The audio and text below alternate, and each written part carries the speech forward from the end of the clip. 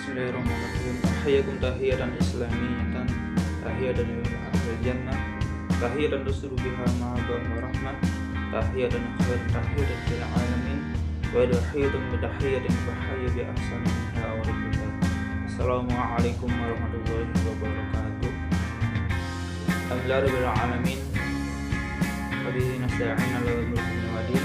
Assalatu wassalamu ala asyrafil anbiya'i wal mursalin sayyidina Muhammad wa ala alihi wa sahbihi ajma'in. Allahumma shalli wa sallim wa barik ala sayyidina Muhammad wa ala ali sayyidina Muhammad. Alhamdulillahirabbil alamin.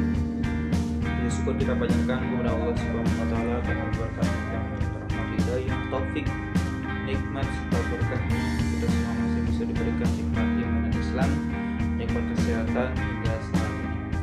Salawat serta salam semoga tetap tercurah limpahkan kepada suri tauladan kita yaitu Nabi Muhammad sallallahu alaihi wasallam beserta keluarganya, para sahabatnya, dan semoga kepada kita selalu umatnya hingga akhir zaman. Amin amin ya rabbal alamin.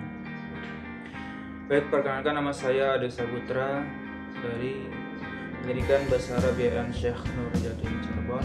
Ingin sedikit menyampaikan mengenai tugas mata kuliah dari pengantar pembelajaran bahasa asing yang bertemakan pada kesempatan kali ini, yaitu tentang Nazriyah Wahdah Nazriyah Huruf dalam konteks pembelajaran bahasa Arab yang diampu oleh Bapak dosen Bapak Hasan Syaifullah M.A. Nah, kita akan memulai dari pengertian dari Nazriyatul Wahdah itu sendiri. Dikutip dari buku Pendekatan Metode Teknik Metodologi Pengajaran Bahasa Arab yang ditulis oleh Ahmad Effendi. Dalam bukunya, Nazriyatul Wahdah merupakan sebuah teori yang memandang bahasa sebagai satu kesatuan yang utuh, saling berhubungan dan berkaitan, bukan sebagai bagian yang terpisah satu sama yang lainnya. Contohnya yaitu satu mata pelajaran bahasa Arab, satu buku teks pembelajaran bahasa Arab, dan satu nilai hasil dari belajar bahasa Arab. Lalu kelebihannya yaitu yang pertama sederhana dan praktis, simple ya, karena akan mempermudah dan tidak mempersulit, sehingga bahasa asing bahasa Arab ini akan terasa lebih gampang, tidak ribet dan terkesan lebih singkat. Dan yang kedua yaitu sangat mendukung bagi pengajar ataupun tenaga pendidik, karena dalam penyampaian pelajaran kepada siswa itu tidak beragam.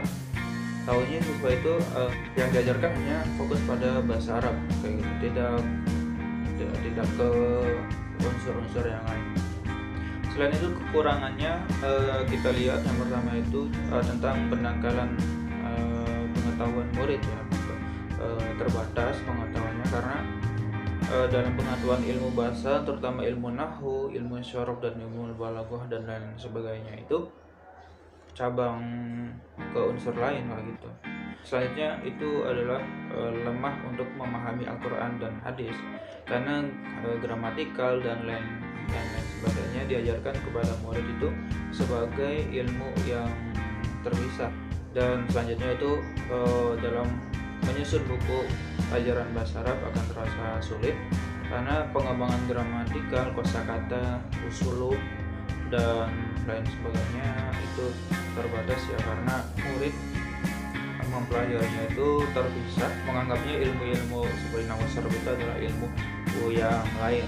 Dalam prakteknya Nazriyatul Wahdah itu yang pertama kita dilihat dari segi pengaplikasiannya, itu yang pertama berbasis topik ataupun teks bacaan. Kegiatannya itu seperti memahami kata-kata, terus pemahaman suatu teks, analisis yang berkesinambungan.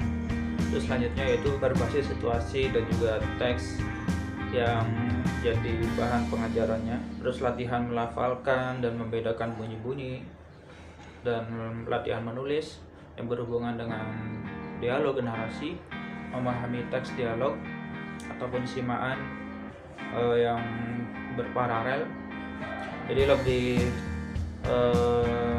tekstual Nah, tadi tentang pengertian Nazriyatul Wahdah, dan kita lanjut ke pengertian dari Nazriyatul Furu'. Yang pertama, dari Nazriyatul Furu' itu adalah dilakukan dengan cara membagi bahasa ke beberapa cabang. Contohnya seperti nahwu, sorof, mutalaah, insya, istimah, muhadasah, imla, ada khot dan lain-lain sebagainya. Dan Nazriyatul Furu' ini bisa juga disebut dalam istilah lain, yaitu Spartan System Program. Selanjutnya kita akan memahami dari kelebihannya. Nazriyatul Furu' ini yang pertama itu kelebihannya, guru dapat memperhatikan secara khusus mata pelajaran ataupun kajian yang diajarkan, seperti ya tak terlepas dari kurikulumnya, terus tentang pandangan guru tersebut, dan juga kebutuhan murid ketika di kelas itu guru lebih terfokus dalam hal ini. Terus selanjutnya guru memahami permasalahan yang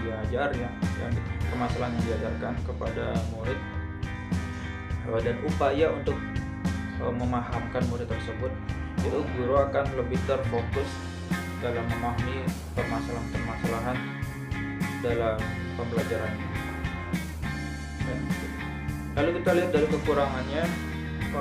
Yang pertama itu adalah kebahasan siswa terpotong-potong, yang terpisah-pisah dari esensinya, dan kebutuhan bahasa itu terpecah terbagi-bagi. Nahwu sendiri, sorof sendiri, khot sendiri, imla sendiri, dan lain sebagainya. Lalu selanjutnya itu ketidakseimbangan. Ya, dari unsur bahasa serta keterampilan bahasanya itu kurang seimbang karena beragam dan bermacam-macam. Terus selanjutnya itu siswa dalam berekspresi itu kurang ya, dalam pengaplikasiannya secara lisan maupun secara tulisan itu kurang. Dan baik, dari kesimpulannya itu teori yang utuh ya, yang kesatuannya itu saling berkaitan, jadi tidak terpisah-pisah. Sedangkan Nazriyatul Furu' itu kebalikan dari Nazriyatul Wahdah.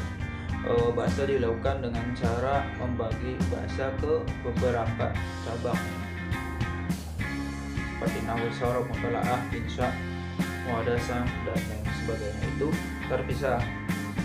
Ya, itu dia sedikit pengertian tentang Nazriyatul Wahdah versus Nazriyatul Furu'. Semoga bermanfaat dan dapat dipahami, dan mungkin itu saja yang dapat saya sampaikan. Kurang lebihnya mohon maaf. Akhirul kalam, bila taufiq wal hidayah.